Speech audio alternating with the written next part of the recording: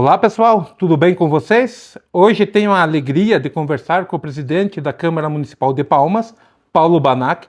A ideia desse bate-papo é trazer informações importantes sobre os projetos da Câmara e a relação com a comunidade, claro, falar sobre temas que interessam diretamente a todos nós. Presidente, seja muito bem-vindo. Boa tarde, agradeço esse espaço até para comentarmos tudo o que está sendo realizado e o que será realizado até o final neste ano na Câmara de Vereadores, né? Foram grandes avanços e esse é um momento muito importante de proximidade com a comunidade e nada mais salutar do que conversar com os meios de comunicações que podem levar aí as notícias de uma maneira extremamente verdadeira a toda a comunidade. Presidente, como o senhor avalia esse momento atual da Câmara Municipal de Palmas? Quais os avanços e desafios têm marcado essa gestão? Bem, os avanços foram grandes, né? Porque como a estrutura física da Câmara está passando por uma reforma, nós estamos alocados em um outro espaço, né? E esse outro espaço até bem menor que a Câmara, né? Então, diante dessa questão, até fica comprometido, digamos assim, a participação aí de todos os cidadãos. Mas essa obra era inevitável, né? Há mais aí de 20 anos, a Câmara de Vereadores não passava por uma revitalização concreta de como que está passando. E esse é um dos desafios, né? Nós estarmos nesse espaço e, porém, outro desafio é continuar trabalhando para toda a nossa comunidade através das indicações, dos requerimentos, através também dos projetos de leis que influenciam no dia a dia do cidadão. Então, até esse período, eu analiso positivamente o trabalho dos 9 vereadores. Isso que é bom deixar bem claro, né? A mesa diretora é composta por 4 vereadores, o presidente, o vice-presidente, o primeiro secretário e o segundo secretário.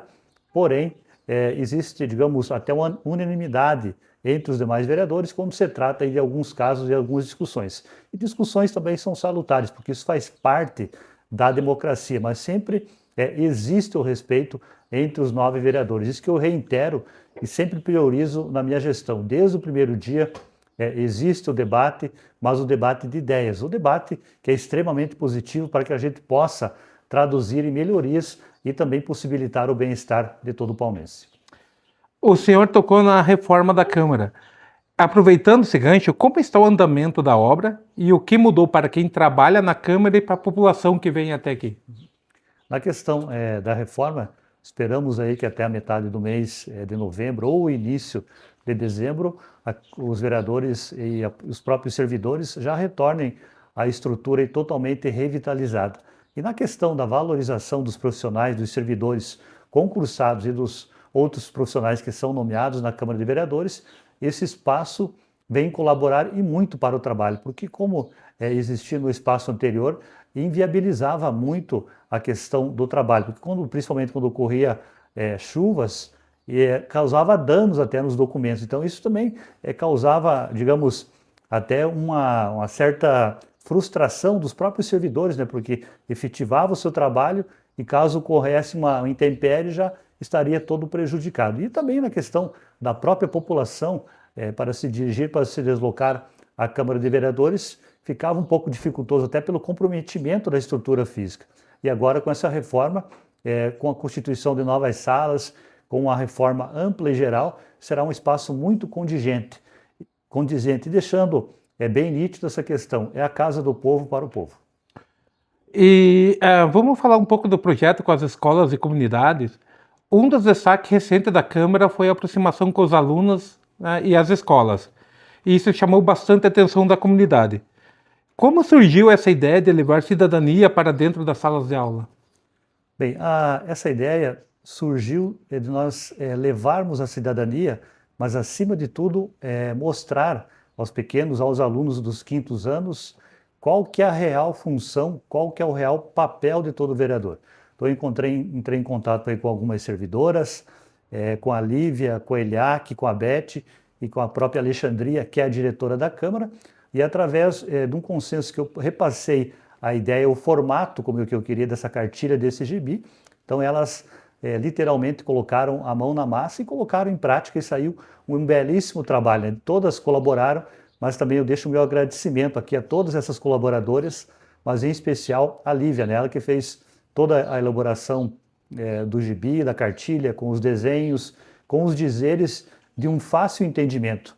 E o que, digamos, até sensibilizou os vereadores que participaram da entrega, as próprias servidoras que foram, o secretário de Educação também foi parceiro, tenho que agradecer todo esse apoio, todo esse suporte que a Secretaria de Educação deu para a Câmara de Vereadores.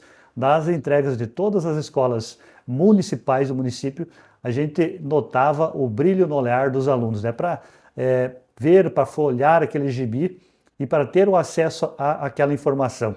E como nós sempre destacamos, quando foram entregues esses gibis, essas cartilhas, que não era para ficar aquele trabalho, aquele material apenas na sala de aula, mas ser levado para casa, discutir com o pai, com a mãe, com o padrinho, enfim, com a família toda. Porque sendo toda essa discussão ampliada, aí se traduz o cidadão do bem. E essas crianças que estão hoje no 5º ano são as nossas futuras gerações que irão comandar o município. Então, é muito importante que elas protagonizem e tenham acesso à informação do que é realmente ser um cidadão de bem e também o papel do vereador. E já estamos implementando na Câmara de Vereadores para o próximo ano, até porque a nossa estrutura física não está pronta, né, para que ocorram visitas dos alunos na Câmara de Vereadores. Durante o dia, até um cronograma que será elaborado pela própria Secretaria de Educação, esses alunos irão, por alguns momentos, exercer o papel de vereador e de legislador. Como que vai funcionar todas essas questões? Eles vão selecionar as principais demandas que existem na comunidade, no seu colégio, na rua da sua casa, enfim, porque eles vivenciam todo esse momento, vão consultar o pai, vão consultar a mãe, irão trazer essas demandas para o legislativo. Posteriormente será feita uma sessão com esses alunos comandando uma sessão legislativa e também posteriormente toda a análise, todo esse material também irá servir para que os vereadores encaminhem através de indicações, através de requerimentos, as demandas que ocorrem no município. Porque por mais que o vereador seja atuante, às vezes ele não tem como ele estar em todos os locais. Então, esse também irá servir de auxílio ao poder legislativo, esse importante projeto que já na próxima semana iremos discutir aqui na Câmara de Vereadores. Mais uma vez, enfatizando o compromisso que essas crianças têm e também sendo parceiros do Legislativo palmeirense. Então foi um extremo sucesso, foram mais de 2.200 cartilhas que foram distribuídas. Também contamos com o apoio das diretoras, das professoras, das equipes pedagógicas, enfim, como um todo, essa parceria com certeza vai render bons frutos. E qual tem sido a reação dos alunos e professores com esse projeto? Foi fantástica, até acima do esperado. Recentemente eu participei de uma reunião com a Secretaria de Educação, até para agradecer toda a receptividade que eu, como presidente da Câmara, os demais vereadores, as próprias servidoras que estiveram nas escolas demonstrando todo esse trabalho. Em todas as escolas, os alunos tinham aquela curiosidade, vinham conversar, vinham abraçar, uns gostavam de política, uns pouco mais, outros pouco menos, mas isso despertou nas crianças no 5º ano. E até alguns lá que já futuramente querem ser vereadores, querem ser prefeito, querem ser vice-prefeito. Então esse também é um compromisso desse projeto, despertar nessas crianças, e como ressaltei anteriormente, eles serão o futuro de Palmas. E traduzindo essa política do bem em realidade, todos saem ganhando. E a Câmara tem novos planos ou projetos para continuar fortalecendo esse vínculo com a população?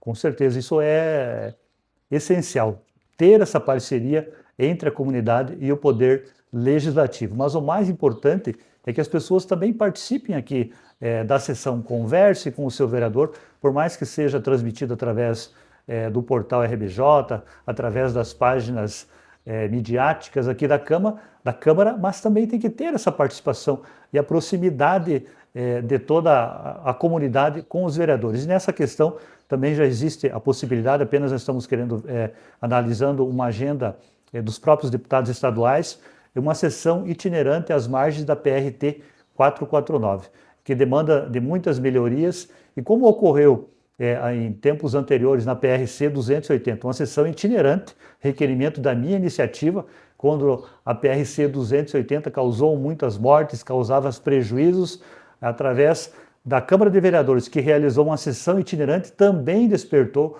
no governador Carlos Massa Ratinho Júnior para que ocorressem as melhorias e foram investidos no trecho que liga Palmas ao Horizonte mais de 150 milhões e hoje temos uma das primeiras rodovias em concreto de todo o Brasil e Palmas sendo o diferencial, o governador sendo o diferencial, mas além de todas essas pessoas que cobraram, os deputados estaduais, os deputados federais, da própria população que cobrou as melhorias, reivindicando essa importante via que é o Corredor do Sudoeste, teve muito a contrapartida da Câmara de Vereadores. Então, a Câmara de Vereadores, naquela época, assumiu a responsabilidade com a PRC 280, está assumindo a responsabilidade com a PRT 449, estamos assumindo a responsabilidade para trazer novamente o banco de sangue para Palmas, que é inadmissível a pessoa ter que doar sangue, tem que se dirigir a Pato Branco, cerca de 80 quilômetros do município. Nós somos a cidade-mãe. O Estado, em algumas questões, também tem que olhar com um pouquinho mais de carinho, principalmente nessa questão da saúde. Então, são várias tratativas que a Câmara de Vereadores está assumindo a sua responsabilidade como poder constituindo e cobrando dos seus deputados estaduais, dos seus deputados federais, senadores, governador, enfim, as pessoas que são as responsáveis para traduzir essas demandas em melhorias para toda a nossa comunidade. Presidente, outro assunto muito falado nos últimos meses é a ligação asfáltica entre Palmas e Passos Maia, em Santa Catarina. Qual a importância dessa obra para Palmas e para a região? Posso traduzir que o tapete preto ou asfalto significa um desenvolvimento, né? Isso é essencial.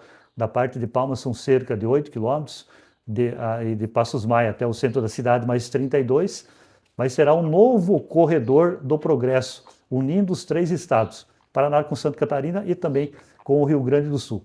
Será para diminuir as distâncias para quem queira se dirigir ao litoral ou para quem queira trazer a sua produção, porque muitos proprietários de indústrias madeireiras no município de Palmas têm as suas fazendas, as suas plantações, a sua matéria-prima está em Passos Maia. Então, nada mais justo que através da Câmara de Vereadores, através dos poderes constituídos, nós possibilitar que esse asfalto se concretize, diminuindo as distâncias e também fortalecendo todos esses empresários que estão aqui no município de Palmas e também que estão aí nos outros municípios. Já fizemos a primeira audiência pública em Palmas, posteriormente também fomos excepcionalmente recebidos em Passos Maia, através do prefeito NEM, da Câmara de Vereadores, enfim, de várias lideranças dos outros municípios que também serão beneficiados com esse asfalto. E agora, posteriormente, estaremos agendando, né, uma agenda com o governador Jorginho Melo para que nós possamos encaminhar essa demanda. Até naquela ocasião onde ocorreu a audiência pública em Passos Maia, então o padre Pedro também se prontificou em fazer com os demais deputados da região oeste de Santa Catarina, levar essa demanda para a bancada dos deputados da região oeste também para fortalecer essa demanda que é essencial, não apenas para o Paraná, mas para Santa Catarina e para o Rio Grande do Sul. Enfim, esses três estados do Sul estarão interligados através desse asfalto que irá ser realizado, acredito eu, com muita cobrança através das autoridades e diminuindo distâncias entre esses 3 estados. Então, o senhor mencionou, né, a conversa com o Jorginho, até vocês se encontraram, né? Então, minha pergunta vai, como estão as conversas e articulações justamente com o Jorginho e as demais lideranças de Santa Catarina para viabilizar esse projeto?